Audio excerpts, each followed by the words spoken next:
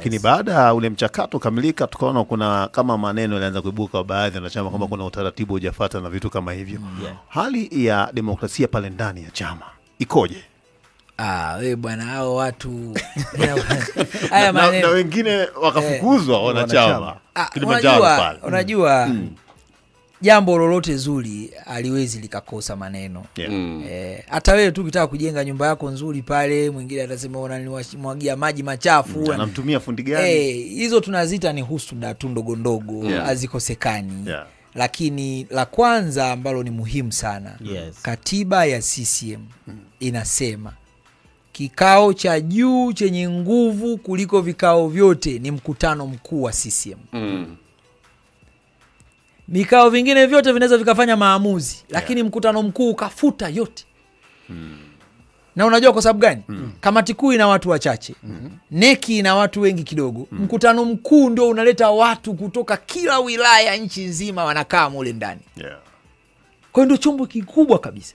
Na ndio kina mamlaka ya kumchagua mwenyekiti wa CCM. Kina mamlaka ya kumchagua makamu mwenyekiti wa CCM. Kina mamlaka ya kumchagua mgombea urais wa Chama cha Mapinduzi wa Jamhuri ya Muungano wa Tanzania. Kwa sasa huwa tunakuwa na ratiba, tumejipangia ratiba yetu ya vikao. Sasa mkutano mkuu umekaa juzi, ukaagiza kwamba kwa sababu wa Tanzania wanataka kumjua mgombea wetu. Na sisi tunaye rais aliyefanya kazi nzuri. Na haya yote niliyozungumza ya miaka 4, hatuna shaka kabisa kwamba anatosha, anafaa na anastahili.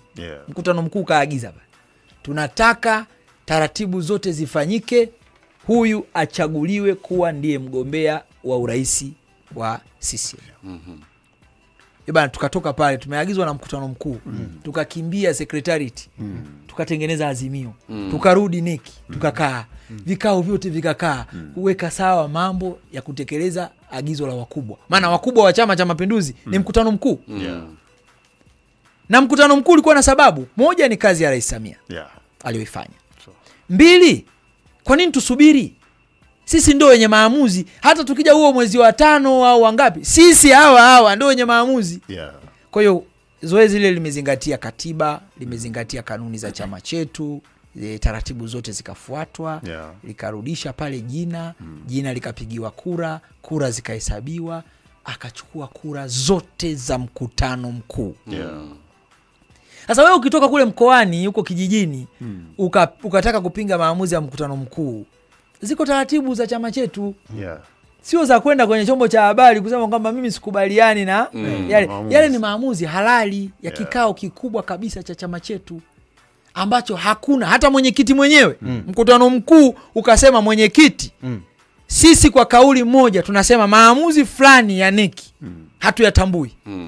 Hana uwezo wa kusema hawezi kupinga mkutano mkuu. Sasa mkutano mkuu ndio umesema Samia mitano tena. Na hizi ni taratibu za ndani ya chama chetu. Na ziko nchi zinapata wagombea mapema. Mozambiki, Msumbiji.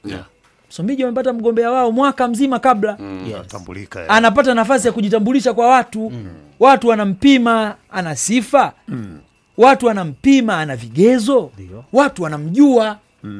Ndio maana unaona hata kuna baadhi ya vyama hapa vingine na venyewe sasa hivi vimesha anza huo mchakato na vingine vimepata wagombea. Kwa sisi tunadhani hili jambo ni zuri na tunaweza kuliiga, vyama vingine vinaweza kuliiga. Wagombea wao wajulikane mapema ili kuwapa wananchi fursa ya kuwapima.